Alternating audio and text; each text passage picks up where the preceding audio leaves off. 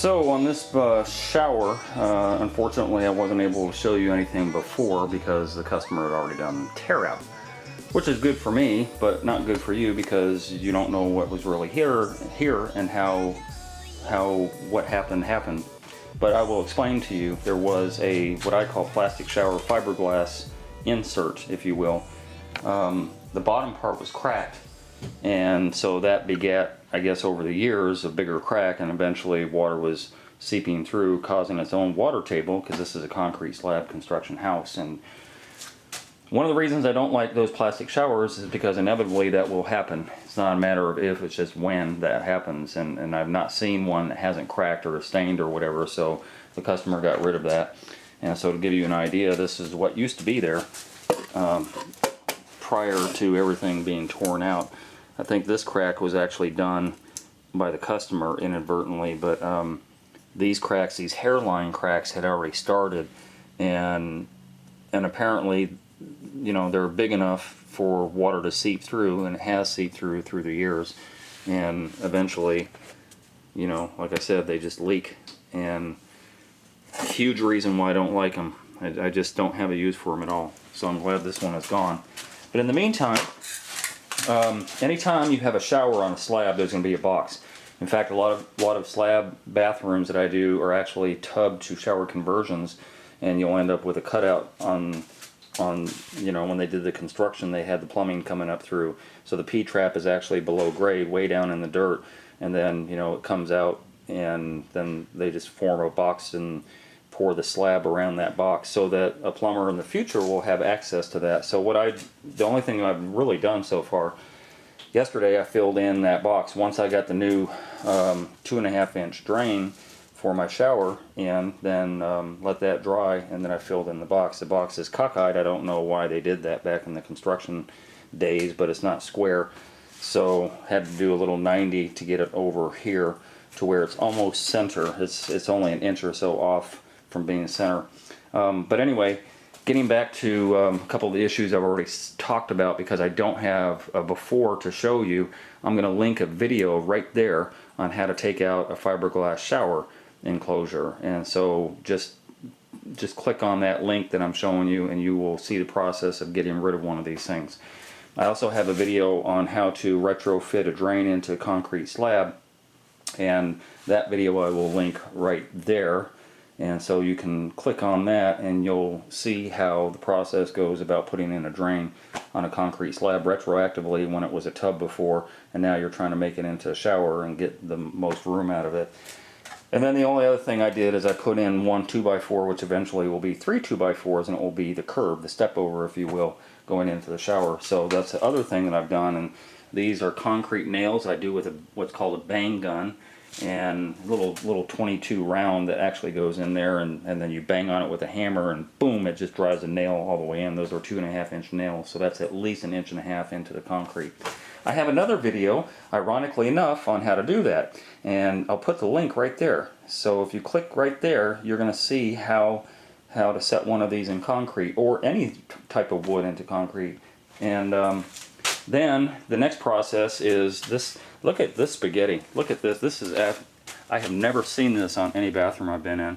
All the water supply for the entire house comes up through this little 2.5 inch section here, where normally there's a base plate 2x4, just like here, and they didn't put one. They didn't even put it over there. They just ran it through here. So I have nowhere to put in a blocking.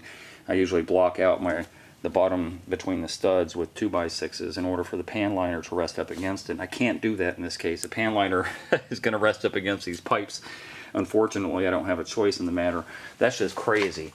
You know, you have an outdoor spigot, you have this feeding up, you know, to the rest of the house, because there's a bathroom on the other side of the house. So all these pipes are going through the attic and into the other bathroom.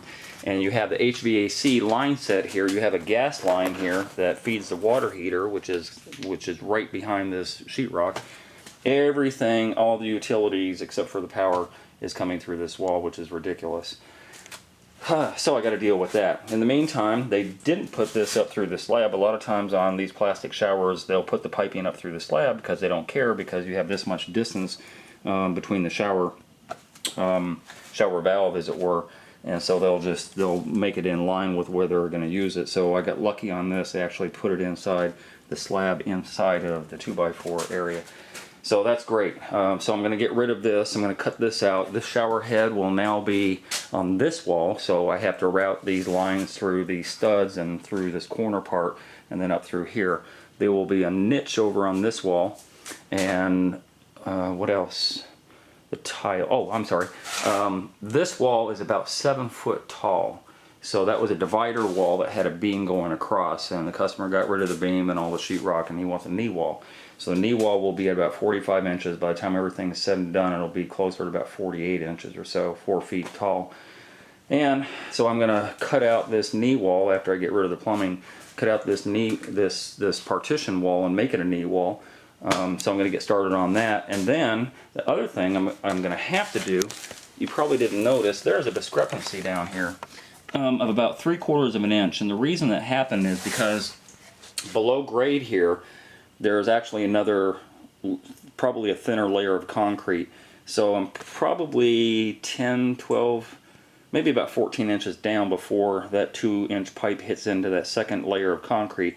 So I tried to bust around it to get as much bite as I could and cut off my plumbing or my 2-inch pipe as much as I could, but I couldn't get more bite. I couldn't get another 3/4 of an inch in order for this flange to be flush with the floor, which is what I'm trying to make happen, but I can't. So the drain is now level in both directions, and it's embedded in the concrete, and I'm good to go, except I have to take up this difference. So this 3/4 of an inch, I've got a couple of bags of mortar mix. I have a primer, a concrete primer, which I will apply so that the two adhere very well to themselves, this concrete and the mortar mix, and I will let that dry thoroughly overnight with a fan on it so that I'll have a good base to start out with before I put my liner down. So that's the process that I'll be going through to get that rise that I need in order for the rest of it to happen. So a lot of dry time. I'm kind of relegated today to doing two things. I can cut this stud down, probably do a little bit of this plumbing, and then the last thing is I'll pour this, and then I gotta go. And then tomorrow, 24 hours later, I'll come back and I'll start the process of actually building the shower. Eventually it's going to look like this. This is a, you can't see the whole length of it, but it's a 24 by 12 polished porcelain tile that I'm going to be doing staggered in here. It's going to look really sharp. I've done this already. It has a matching 2x2 that's going to go on the floor, and this is going to be the border. This is a rope, and we're going to use 6 of these out of a 12-inch sheet, and then a rope on top. So that'll be about eye level. So I already see it done. It's going to look really sharp, and then the tub will get a little bit of that also as a backsplash. Same design as far as the rope and the mosaic.